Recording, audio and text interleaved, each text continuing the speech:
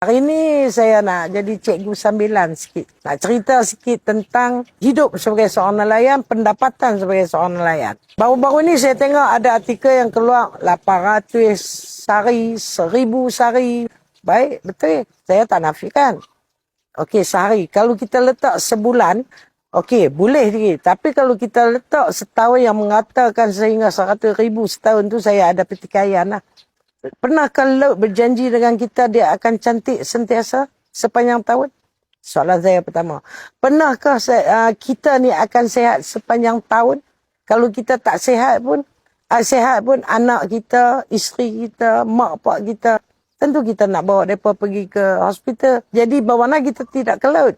Setahun ada 365 hari. Kita tak boleh ambil setahun tu sebagai pendapatan kita. Kita ada minus kita. Itu tentang kehidupan kita seharian ni di darat ni. Okey, laut pula. Pertama, laut tak pernah janji akan lenang sentiasa. Angin pun tak pernah janji akan elok sentiasa. Dan juga hidupan laut pun tidak pernah janji aku akan ada di sana sentiasa. Tak pernah janji. Jadi, hari ini saya nak cerita balik tentang pendapatan 800 ataupun RM1,000 satu hari. RM1,000 satu hari lah saya ambil RM1,000. Minyak, bila dapat 1,000 buat balik, minyak kena potong. Habis tu awak-awak ada 2 orang, kita tekong. Habis tu ada yang kata bahagi 5, ada yang kata bahagi 4, iaitu panggu. Panggu kepada awak-awak ni.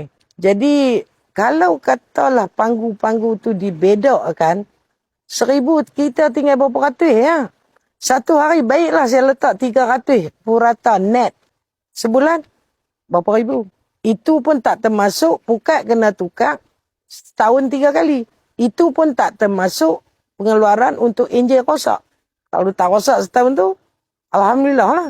Sebab apa mungkin enjin baru. Tapi enjin lama mesti ada problem. Kalau enjin baru pun nak servis dia, atau dia punya kilometer jam dia tu, makan berapa ratus dah tu. Minyak kaki dia semua nak tu semua duit. Kalau enjin besar lah. Jadi kalau ditolak-tolak sampai ke mencecah ke 100,000 setahun. Saya rasa kena buat calculation balik lah. Lagi kalau kata ikan sentiasa ada kat sana, udang sentiasa ada kat sana. Saya rasa itu adalah satu benda yang mungkin kita agak-agak sajalah. Saya cakap lah hari ni saya buat TikTok hari ni. Berapa lama dah mereka tak pergi ke laut? 3-4 hari dah tak pergi ke laut. Tak ada apa di laut. Kotok.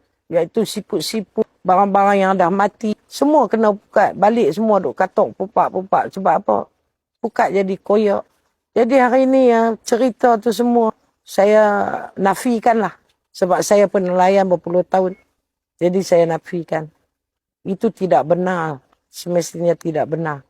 Jadi hari ini apa yang saya ceritakan adalah kebenaran. Sebenar-benar ni kenyataan yang saya hadapi. 365 hari. Kita tak tolak lagi cuti-cuti raya kita raya Melayu. Dua kali cuti tu. 2 kali raya. Raya puasa, raya haji. Raya puasa yang paling banyak cuti. Kerana kahwin dengan orang luar. Nak balik. Mesti makan minggu punya lah.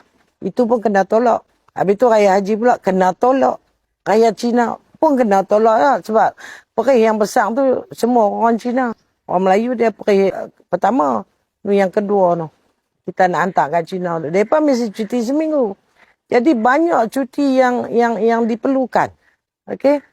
Bila banyak cuti yang diperlukan tu 365 hari tu tinggal berapa hari.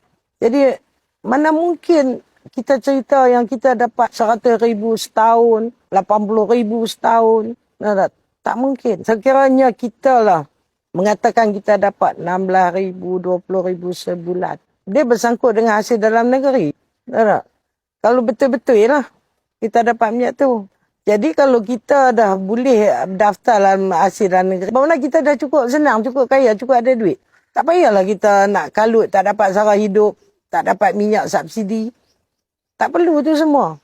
Mereka sebenarnya boleh bercakap ya, tapi hakikatnya kita perlu kaji semua.